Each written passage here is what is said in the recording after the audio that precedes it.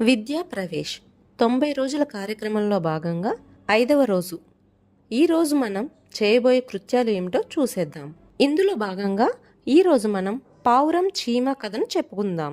పావురం చీమ కథను విద్యార్థులు ఈ వీడియో రూపంలో చూడడం వలన మరింత ఆసక్తికరంగా వింటారు. అనగనగా ఒక ఊరిలో ఒక చీమ ఉండేది. ఆ చీమ ఒకరోజు చాలా దాహంతో అక్కడే ఉన్న చెరువులో నీరు తాగడానికి వెళ్ళింది. అనుకోకుండా నీరు తాగుతూ అదుపు తప్పి నీటిలో పడిపోయింది. ఆ చీమ ఎంత ప్రయత్నం చేసినా ఒడ్డుకు రాలేకపోయింది. పక్కనే ఉన్న చెట్టుపైన ఒక పావురం కూర్చుని ఉంది. ఆ పావురం ఇక్కడ జరుగుతున్నదంతా చూస్తుంది. పావురానికి చీమను చూసి చాలా బాధ వేసింది. చీమను ఎలాగైనా రక్షించాలని అనుకుంది. వెంటనే చెట్టు ఆకులు తెంపి చీమ దగ్గర పడేటట్టు నీటిలో వేసింది. మెల్లమెల్లగా ఆకుపైకి ఎక్కింది చీమ. నీరు కదులుతూ ఉండగా అలా ఆకు ఒడ్డుకు వచ్చింది. ఆకుతో చీమ కూడా వచ్చింది. బతుకు జీవుడా అనుకుంది చీమ. పావురం చేసిన సాయానికి కృతజ్ఞతలు చెప్పుకుంది చీమ. కొన్ని రోజుల తరువాత ఆహారం కోసం తిరుగుతున్న చీమకు ఒక వేటగాడు కనిపించాడు. అతడు చెట్టుపై ఉన్న పావురాన్ని చంపడానికి బాణాన్ని గురిపెట్టాడు. అది చూసిన చీమ వేటగాడి వద్దకు పోయి అతని కాలిపై కరిచింది. దానితో వేటగాడు గురిపెట్టిన బాణం గురి తప్పింది. అంతలో వేటగాడిని గమనించిన పావురం ఎగిరిపోయింది. దాని ప్రాణాలు దక్కించుకుంది. చీమ పావురం ఎగిరిపోవడం చూసి సంతోషపడింది.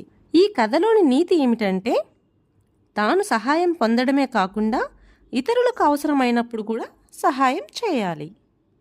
విద్యార్థులను మాట్లాడించడానికి ఇప్పటి వరకు చూపించిన కథ నుండి ఒక్కొక్కరిని ప్రశ్నలు వేస్తూ సమాధానాలు రాబట్టేలా విద్యార్థులను మాట్లాడించాలి. నీతిని వివరించి వారి నిజ జీవితంలో దీని ప్రాముఖ్యతను వారి స్థాయికి అనుగుణంగా వివరించాలి. ఇక అభిజ్ఞాభివృద్ధి. ఉపాధ్యాయులు వాసన వచ్చే కొన్ని వస్తువులను అంటే పూలు, పళ్ళు, కూరగాయలు, మరే ఇతర వాసన వచ్చేటువంటి వస్తువులు ఏమైనా ఉన్నట్లయితే వాటిని సేకరించుకుని ఉంచుకోవాలి. ఉదాహరణకు మల్లె, గులాబీ, సంపెంగ వంటి వాసన కలిగిన పూలు, అలాగే కొన్ని రకాల పళ్ళు, ఉల్లి, వెల్లుల్లి, కర్పూరం, అగరబత్తి, కరివేపాకు, మిర్చి, ఇలా విద్యార్థుల స్థాయికి అనుగుణంగా కొన్నింటిని సేకరించుకోవాలి. సేకరించిన వాటిని ఒక బల్లపైన పెట్టుకోవాలి. ఒక్కొక్క విద్యార్థిని పిలిచి ఆ విద్యార్థికి కళ్ళకు గంతలు కట్టి ఒక్కొక్క వస్తువును వాసన చూపిస్తూ వాటి పేరు చెప్పమనాలి. అలా ఒకదాని తరువాత మరొకటి కొన్ని వస్తువులను వారికి చూపిస్తూ ఎన్నింటికి సరైన సమాధానం ఇచ్చారో టీచర్ గమనించాలి. వీలైతే పొందుపరుచుకోవచ్చు. ఈ విధంగా ప్రతి ఒక్క విద్యార్థికి ఈ కృత్యాన్ని నిర్వహించాలి. Next, physical development. వివిధ జిగ్జాగ్ లైన్స్ అంటే ఇక్కడ చూపిన విధంగా కొన్ని రకాల జిగ్జాగ్ లైన్స్ను గీచి వాటిని అనుసరిస్తూ విద్యార్థులు ఆ గీతపై నడిచేటట్లుగా చూడాలి. ముందుగా ఒక స్ట్రెయిట్ లైన్ పైన నడవమని చెప్పాలి. అదేవిధంగా వివిధ రకాల లైన్లు గీచి వాటిపైన కూడా నడిచి రమ్మని చెప్పాలి. ముందుకు నడుస్తూ తరువాత వెనక్కి నడవమని చెప్పాలి. ఇదే విధంగా అన్ని రకాల గీతలపై నడవమని చెప్పాలి.